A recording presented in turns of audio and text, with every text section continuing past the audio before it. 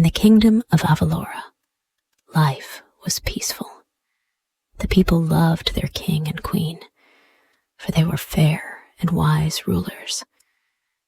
The royal family lived in a grand castle surrounded by gardens, tall towers, and forests that stretched far and wide. The kingdom was beautiful, and everyone who lived there was content. Queen Amelia, the kind-hearted and graceful queen, was admired by everyone. She had everything she could possibly want, except for one thing. For many years, she and King Edwin, her husband, had longed for a child of their own.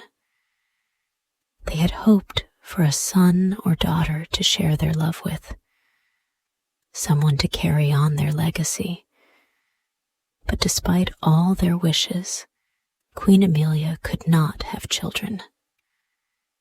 The queen often walked alone through the castle gardens, her hands resting gently on the flowers as she gazed at the children playing outside the castle walls.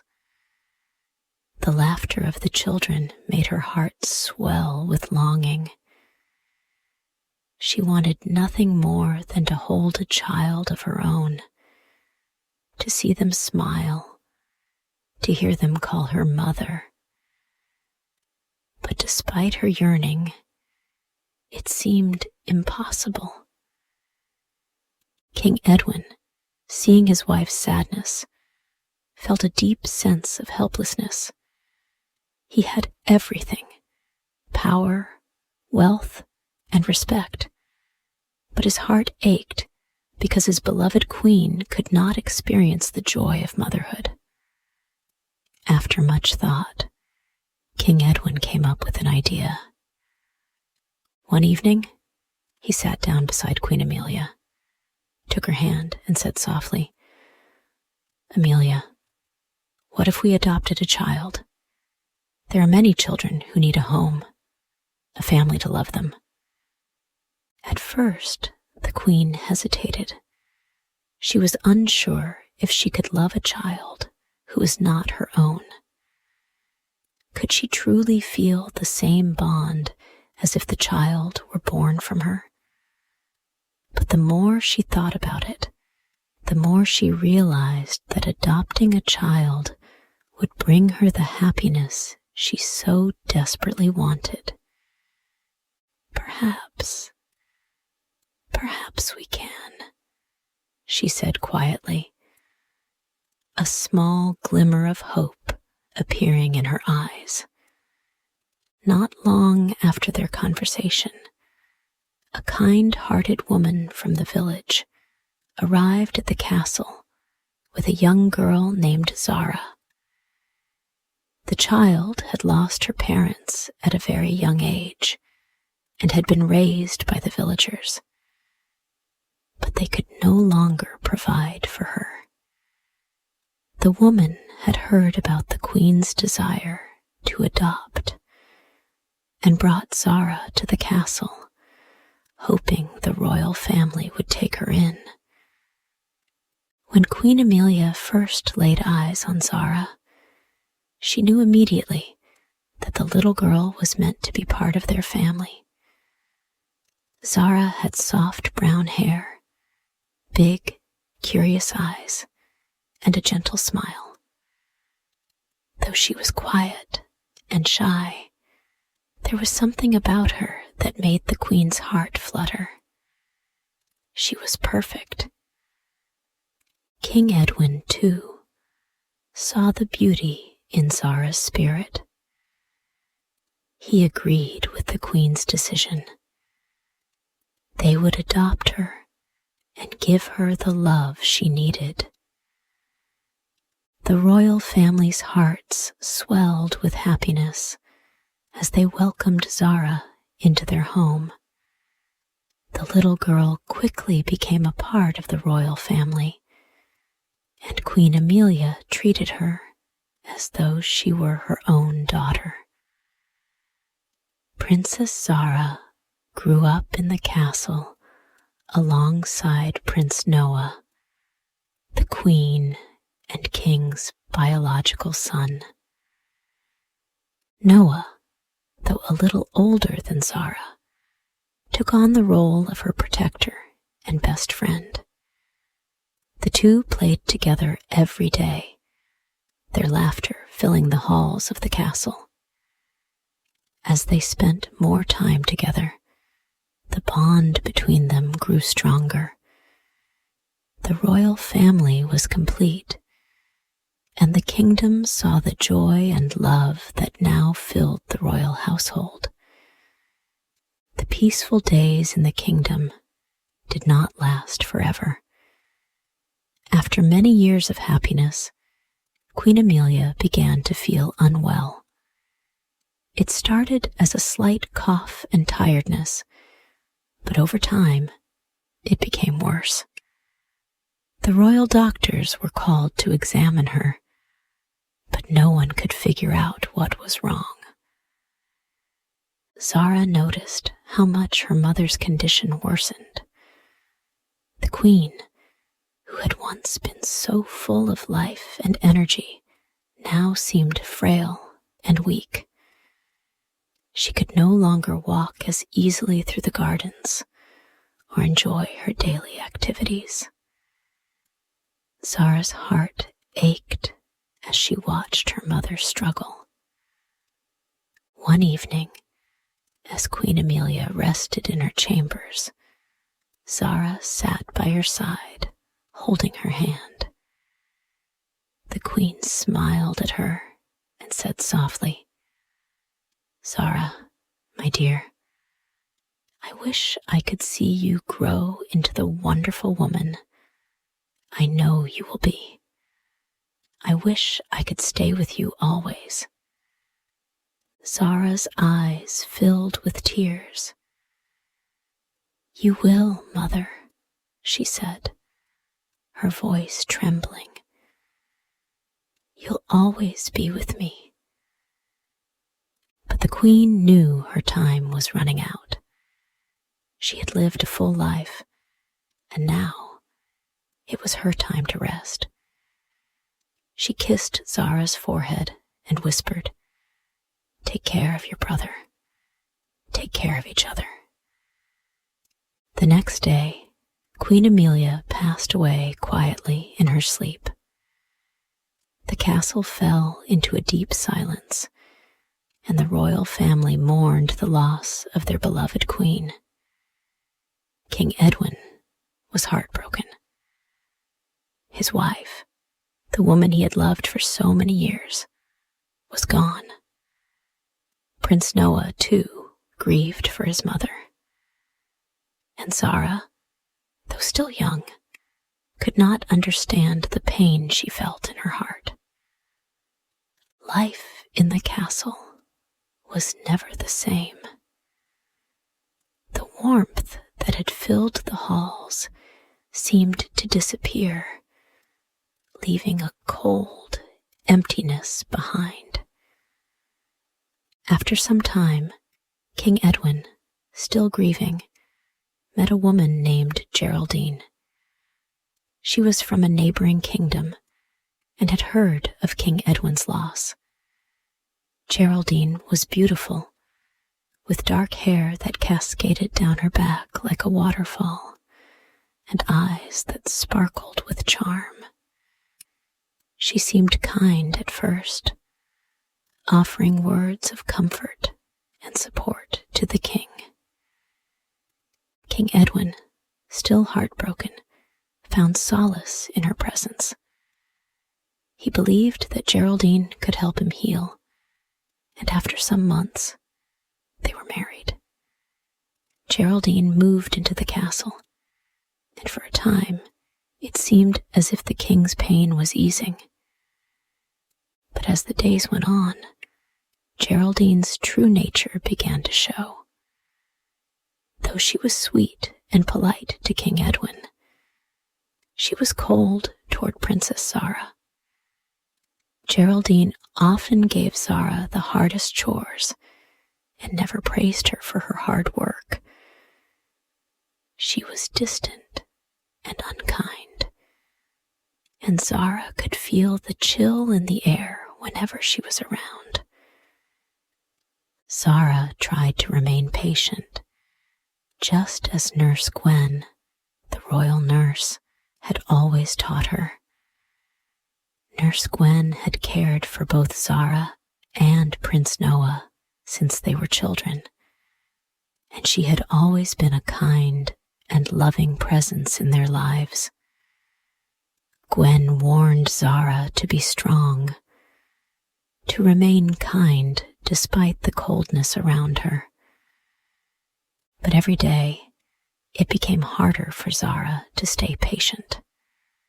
Her new stepmother's harshness was difficult to bear, and Zara found herself longing for the warmth and love that had once filled the castle. Life under stepmother Geraldine's rule was not easy for Princess Zara. Since the Queen's passing, the once lively and loving castle had become a place of coldness and distance.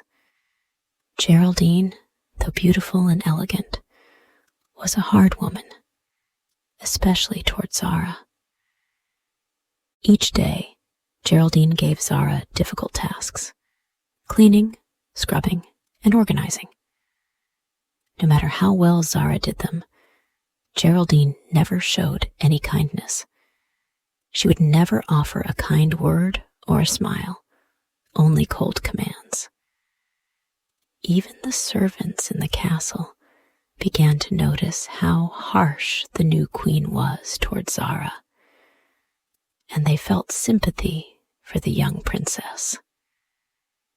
Zara's heart was heavy. She missed the warmth of her mother's love and the peaceful times they had spent together. But despite her stepmother's cruelty, Zara worked hard, hoping that things might change. She tried to stay kind and patient, just as Nurse Gwen had advised her. Nurse Gwen, who had always been a gentle and caring presence in the castle, was Zara's only source of comfort. She would sit with Zara when the day's work was done, telling her stories of happier times and reminding her that kindness was a strength. "You must be patient, my dear," Nurse Gwen would say. "Things will get better in time. People will see your goodness, and that will make a difference." But Zara didn't feel strong. She felt alone in the cold castle, and the love she once had from her parents now felt like a distant memory. Despite this, Zara did everything she could to help the people around her. She would sneak out to the village when she could, offering help to the poor, the sick, and the elderly. Her kindness did not go unnoticed.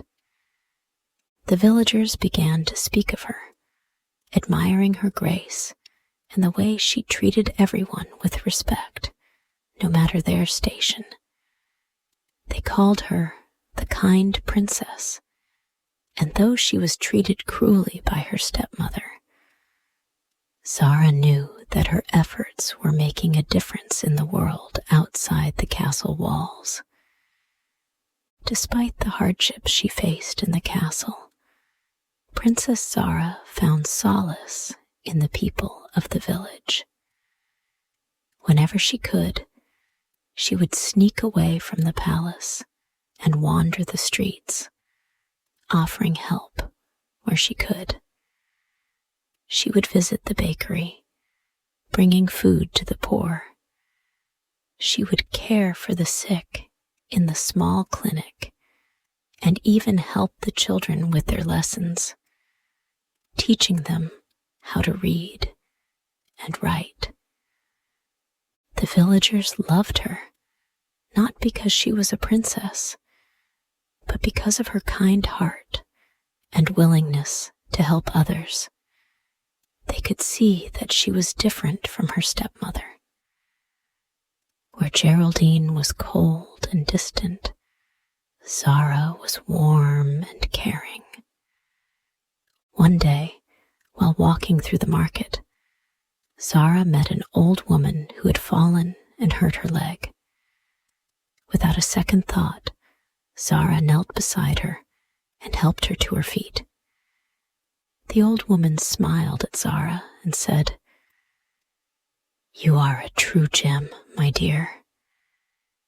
You have a heart full of love." Zara smiled back, but her heart ached. "I try to do what's right," she said softly. The old woman looked at Zara with kind eyes. "One day, they will see your goodness. They will see what you have to offer, and you will be strong enough to change things." Zara didn't fully understand what the woman meant, but the words stayed with her. It gave her hope that one day things would be different. As time passed, King Edwin began to notice something strange. He had always been a busy ruler, managing the affairs of the kingdom. But recently, he started hearing more and more stories about Princess Zara. The villagers were talking about her kindness, her hard work, and how she was helping people in need.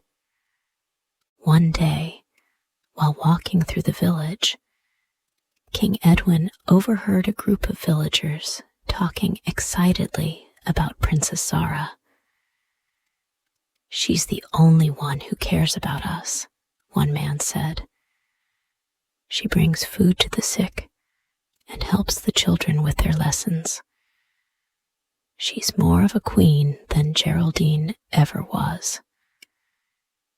The king was surprised by these words. He knew Zara was kind, but he hadn't realized how much her actions were affecting the village. For the first time in a long while, he thought about how his daughter had been treated in the castle. He remembered the warmth and love she had once brought to their home, and it made him realize just how distant he had become from her. That evening, as he sat in his chambers, King Edwin began to think about his wife, Queen Amelia. He remembered how she had always supported him, how she had been kind to everyone she met. And he remembered how the love they shared had filled the castle with light and joy. Now, all of that was gone, and he was left with Geraldine, who seemed more interested in controlling the royal household than in caring for her stepchildren. Geraldine had never shown Zara the love and care that Queen Amelia had, and the king realized that he had been blind to it. He began to feel guilty for not noticing how his daughter was suffering. But it wasn't too late. He could still make things right. King Edwin spent many sleepless nights thinking about what he had learned. He knew now that his daughter, Princess Zara, had been treated unfairly by her stepmother. Geraldine's cruelty had gone unnoticed for far too long, and the king had allowed it to continue because he had been too busy with his own grief. He thought about how his daughter had always been kind, even in the face of hardship. She had never complained, never lashed out. Instead, she had continued to help others, to give love where it was needed most. One evening, the king called a private meeting with Geraldine. He needed to speak to her about her treatment of Princess Zara. When she arrived, he looked at her with a serious expression. "Geraldine, I have seen what has been happening in this castle. I've seen how you've treated Zara. She is my daughter, and she deserves love and respect," he said firmly. Geraldine's face hardened, but she didn't say anything. She knew the king was right, but she didn't want to admit it. "I cannot allow you to continue this behavior," the king said. "You will leave this castle.